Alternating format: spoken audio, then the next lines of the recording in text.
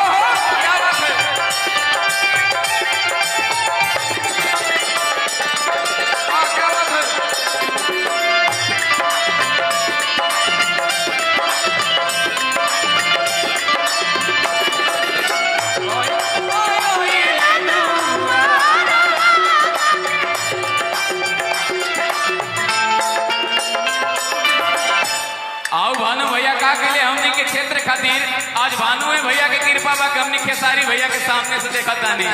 नहीं ऐसे TV mobile में देखे के मिलले भैया कहे के बा गावे गावे गोली गोली रोड बनावइले हो, गावे गावे गोली गोली रोड बनावइले हो,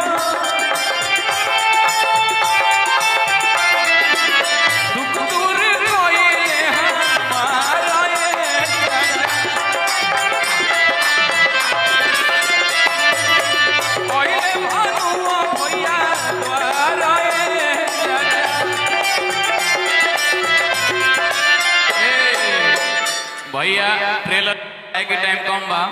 हाँ होली के